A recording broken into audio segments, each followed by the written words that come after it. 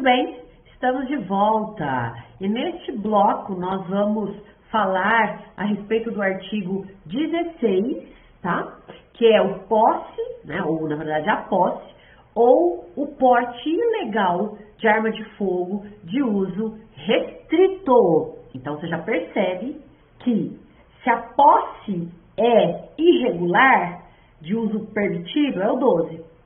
Se o porte legal é da arma de fogo de uso permitido, é o 14. O que isso quer dizer? Que no 16, o sujeito ele vai pegar, aportar, ele vai adquirir, ele vai fornecer, ele vai ter em depósito, né? São várias ações nucleares. Mesmo que ele não ganhe nada com isso, tá? Ele vai emprestar, ele vai empregar, ele vai manter sob sua guarda essa arma de fogo. E quando eu falo arma de fogo, registre-se que não se restringe a ela. Também estou dizendo acessório munição. E essa arma de fogo, esse acessório e essa munição são de uso restrito. O que isso quer dizer, professora? Sem autorização, em desacordo com a determinação legal, tá? Então, o que acontece nesse caso aqui?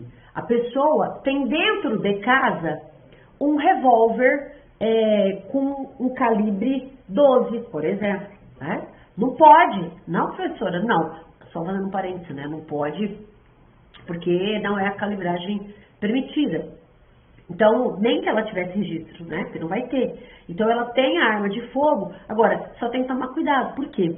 Porque se eu retiro a marca, se eu altero a numeração, se eu modifico, se eu pinto a arma de rosa, né?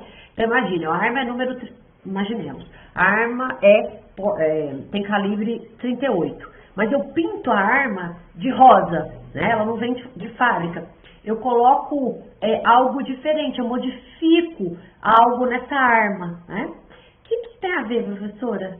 Nesse caso, nós temos uma mudança na arma, de modo que eu dificulto até encontrar quem é o dono. Aí, nesse caso, nós também vamos dizer que essa arma passa a ser de uso restrito.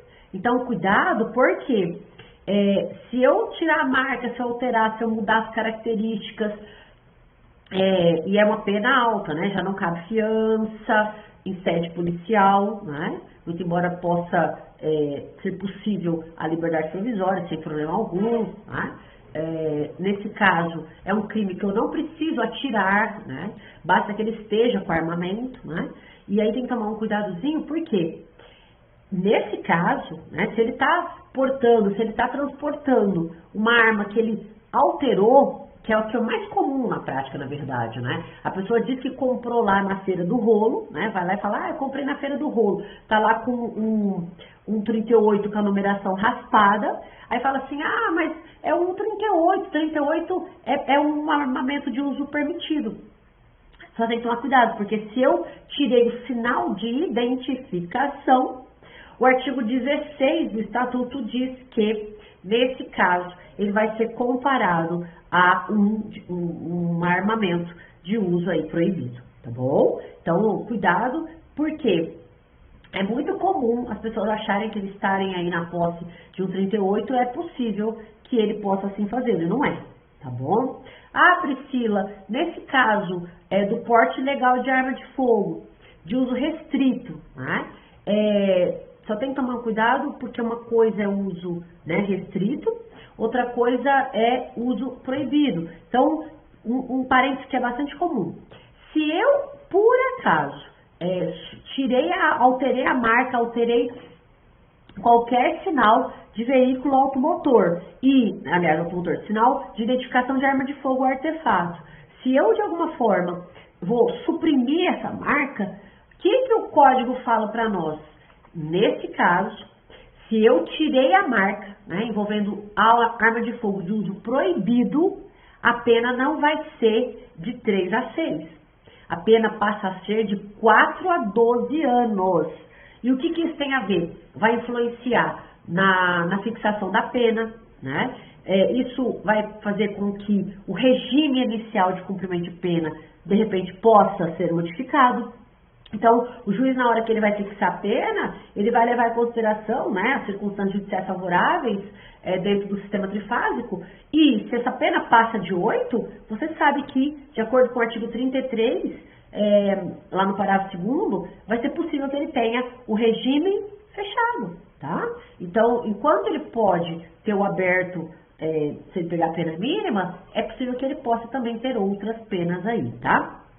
Professora, mas quais são as armas de fogo de uso proibido? Aquelas que, né, estão colocadas, as armas de fogo, até porque no artigo 3º, né, ele fala disso no regulamento do decreto 10.030 de 2019, ele fala que serão consideradas de uso proibido aquelas armas de fogo classificadas como de uso proibido em acordos ou tratados internacionais, onde o Brasil seja, né, signatário desse tratado.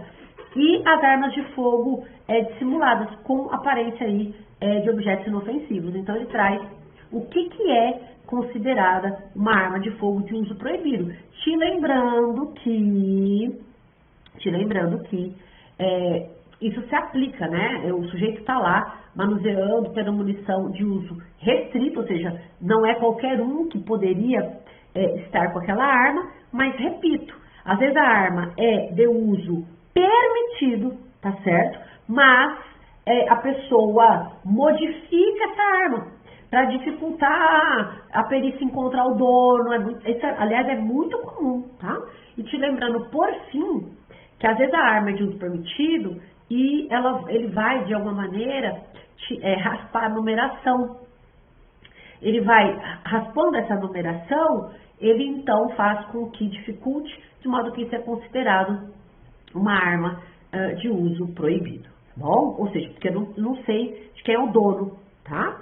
Então, assim a gente fala, ou falou um pouquinho, da posse ou, né, do porte legal de arma de fogo de uso restrito.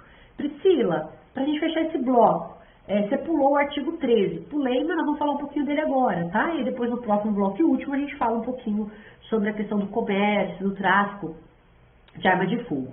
Então, a primeira coisa é que no artigo 13, ele traz para nós um crime que direto acontece, né? Principalmente em pessoas, ou na verdade, os donos, né, de armas de fogo. É um crime omissivo, né? Então, na verdade, a doutrina coloca o artigo 13 como sendo um crime omissivo próprio, né? Por que omissivo próprio? Porque o deixar de fazer já está descrito no tipo penal. Então, ele deixa de observar as cautelas necessárias. Ele quem? O que tem porte. Então, aquele que tem, né, o registro, aquele que tem dono daquela arma, ele, sem observar a cautela, né, sem observar aí o dever de cuidado, ele faz com que um menor de 18 anos ou uma pessoa que seja portadora de deficiência mental, né, ela não tem aí a plena capacidade de entendimento, ele faz que diante dessa conduta omissiva, essa criança, esse adolescente, esse menor de 18 anos, ou essa pessoa portadora, essa pessoa, né, com deficiência mental, ela então pegue essa arma de fogo que está sob a sua posse ou a sua propriedade, tá? Vamos colocar aí para vocês na tela, ó. Aí, ó, o crime, a pena, parece que a pena, né, se eu falo assim, nossa, é um crime omissivo, ele deixa de fazer algo, né, se deixar de fazer não admite tentativa, então não tem como eu tentar deixar de fazer. E aí, ó, mas só que olha a pena, detenção de 1 a 2 anos e multa, e aqui eu quero chamar a sua atenção. Por que eu quero chamar a sua atenção com relação à quantidade de pena? Por mais que seja um crime que muitas vezes aconteça, né, o legislador entende que, por ser o único crime que admitiria a punição a título de culpa, já que a culpa ela é excepcional no nosso ordenamento pátrio, né? Então não é qualquer crime que comporta punição a título de culpa. Isso porque lá no artigo 18 do Código Penal, ele fala, olha, eu só posso punir a título de culpa, entre os elementos que são necessários, está a tipicidade, né? Agora, pena de 1 a 2 anos, esse crime comporta fiança, comporta substituição da pena, tá? Lembrando que ele fala, olha só, a pessoa vai se apropriar de arma de fogo, né? Ah, professora, mas então quer dizer que se ele permite que a criança pegue uma faca, né?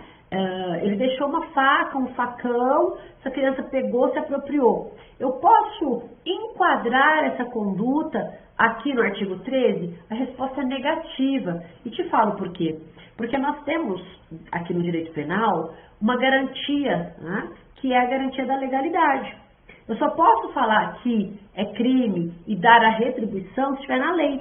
E a legislação para imputar punição àquele que deixa de observar a cautela necessária, aqui no Estatuto, ela se destina a fazer isso quando ele se apodera de arma de fogo, tá? Então, nesse caso, não seria o caso da gente falar do artigo 13, mas, né, é possível, de alguma maneira, imputar a essa conduta, né, uma contravenção penal descrita lá no artigo 19 do Decreto-Lei 388/41, tá? Professora, mas isso aqui até se arte, você coloca, tá? Mas e se a pessoa vendeu arma branca, um canivete, vendeu um facão para um menor de 18 anos, né? Se essa venda acontece, nós não vamos, repito até, né? Nós não vamos falar em punição pelo Estatuto, porque aqui ele se refere à arma de fogo. Então, nós temos um artigo que está lá no 242 do ECA, né, do Estatuto da Criança e do Adolescente, que fala dessa possibilidade de enquadramento para essa conduta de venda, né, de arma branca, no caso aí ao menor de 18 anos, tá? Uma coisa que é importante, ele tem que deixar de observar as cautelas necessárias, né? É um crime omissivo próprio, e o crime omissivo próprio ele não admite tentativa, tá? Agora, professora, qualquer um poderia cometer o crime do artigo 13, lá no caput? Não, porque ele deixa de observar a cautela necessária da arma que está sob sua posse, ou seja, de sua propriedade, né? Então, a pessoa tem que ter vinculação com o armamento, tá? Agora, uma outra coisa para a gente fechar esse bloco. Lá no artigo 13, no parágrafo único, ele diz que vai receber a mesma pena o diretor, né? Então eu tenho lá, por exemplo, eu tenho uma amiga que é dona de uma empresa de segurança e ela tem armamento, então ela fecha num cofre, né? O segurança vai deixar a arma e vai.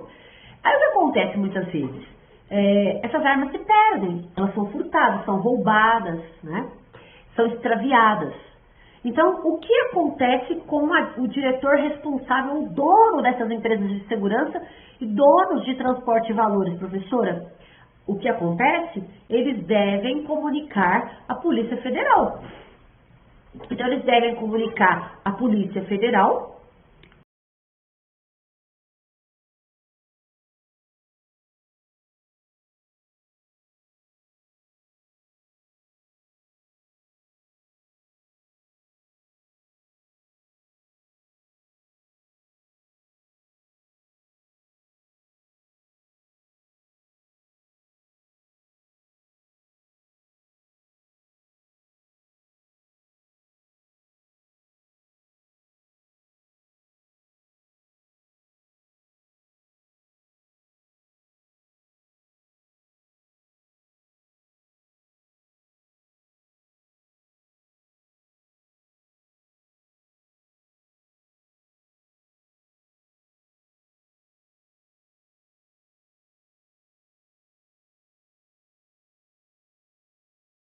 A Polícia Federal não é todo lugar que a gente tem, né, a Polícia Federal no nosso ordenamento pátrio, tá? Então, o que a doutrina entende, o que a jurisprudência tem sinalizado?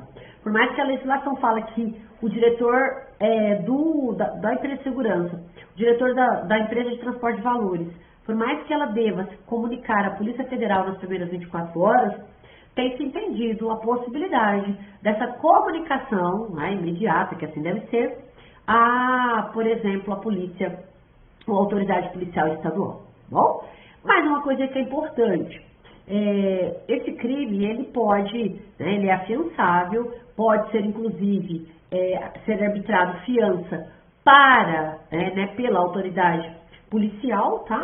E quer ver um exemplo rapidinho pra gente fechar aqui? Aqui em São Caetano, aqui não, né? Em São Caetano, na ABC Paulista, que eu tô aqui próximo, um pai, acho que ele era um guarda municipal, ele trancou a arma dentro do guarda-roupa lá em cima. O menino pegou a chave e conseguiu pegar esse armamento. E um monte de gente perguntava, professora, mas ele pegou esse armamento, então o pai vai responder? Gente, nesse caso não foi uma observância do dever de cuidado, né? O pai observou o dever de cuidado, o menino que foi e conseguiu, além, né, do que era possível, pegar essa arma, tá? Então o pai, nesse caso, não sofreu responsabilização. Por quê? Porque ele teve a cautela necessária, tá? Então, nesse caso, nós devemos apurar caso a caso aí para ver se houve ou não essa inobservância do dever de cuidado. Perfeito? Então, assim, fechamos esse bloco, vamos para o nosso último bloco, tratando das demais figuras criminosas. Eu espero vocês. Até já!